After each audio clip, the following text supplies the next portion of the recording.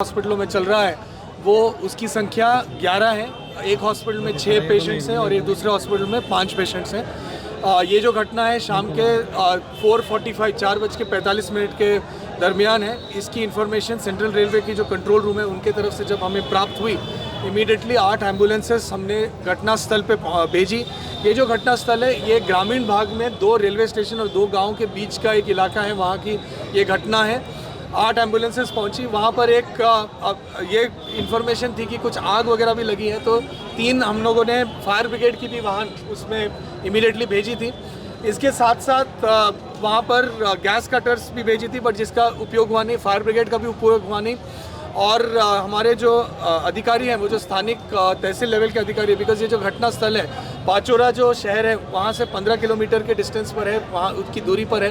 तो वहाँ पे हमारे जो सब डिविजनल मैजिस्ट्रेट हैं, तहसीलदार हैं और मेडिकल्स की टीम है, पुलिस की टीम है, वो सारे लोग घटनास्थल पे बिल्कुल 15 मिनट 10 मिनट के अंदर पहुँचे थे। एम्बुलेंस अबाउट 9 मिनट के अंदर पहली एम्बुलेंस पहुँची थी और इमीडिएटली उनको मतलब आइडेंटिफाई करके जो लोग जीवित हैं उनको इमीडिएटली मेडिकल रिलीफ जगह पर मेडिकल रिलीफ देने की भी काम शुरू की गई। 3 हॉस्पिटल्स जिसमें हमारा ग्रामीण रुग्णालय, एक प्राइवेट हॉस्पिटल और ये गवर्नमेंट मेडिकल कॉलेज, वहाँ को एक्टिवेट किया गया, जिसमें ब्लड के सारे ब्लड उपलब्ध करके ली गई। डॉक्टरों को, सर्जन्स और ऑर्थोपेडिक के डॉक्टरों को इमीडिएटली बुलाया गया। इंडियन मेडिकल एसोसिएशन के जो प्राइवेट डॉक्टर्स हैं उनको भी उनकी सर्विसेज को भी लिया गया और इमीडिएटली सारी इसमें काम की गई। रेलवे विभाग के साथ क्लोज कोऑर्डिनेशन में काम की गई। रेलवे विभाग के दो जो रिलीफ वैन्स हैं उनको मनमाड और भुसावल के तरफ दोनों दिशा से भेजी गई और इमीडिएटली उसमें जो भी रिलीफ रेलवे की तरफ से भी और उनके क्लोज कोऑर्डिनेशन में हमने किया। 6:20 तक सारे बॉडीज़ को वहाँ से शिफ्ट कर दिया गया था, इंजर्ड को हॉस्पिटल पहुँचा दिया गया था और 6:20 में रेलवे विभाग के मान्यता के बाद वहाँ से उन्होंने दोनों डायरेक्शन में ट्रेन की सेवा वापस शुरू की। दोनों ट्रेन्स जो हैं अपने अपने दिशा में निकली आगे और उसके बाद वहाँ पर अभी हमने 20 जो हमारे पुलिस के कर्मचारी हैं और हमारे कुछ मेडिकल के जो पैरामेडिकल कर्मचारी हैं उनको वहाँ पर अभी हमने जगह पे विद लाइट्स वगैरह भी हमने अभी उपलब्ध करके उनको जो घटना स्थल है उसके 2 किलोमीटर के रेडियस में पूरा हम लोग चेक कर रहे हैं कि कोई भी बॉडी पार्ट्स वहाँ पे ना रह जाए और इसको हम लोग आइडेंटिफाई करने की कोशिश कर रहे हैं। परंतु बॉडी पार्ट्स सारे अबाउट 6 साढ़े 6 बजे तक क्लियर कर दिया गया था, 6:20 तक ट्रेन को निकलने के पहले। और यहाँ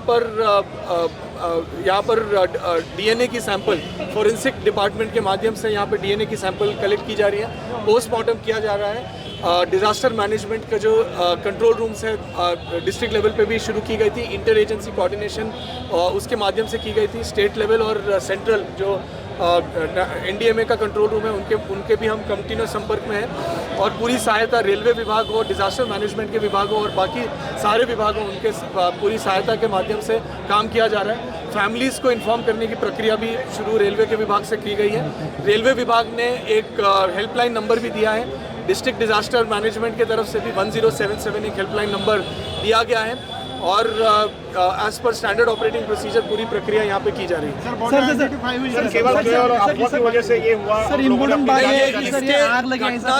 घटना का जो घटनाक्रम जो है उसकी जो तपासनी है उसके बारे में जो बातें हैं वो रेलवे विभाग करेगी।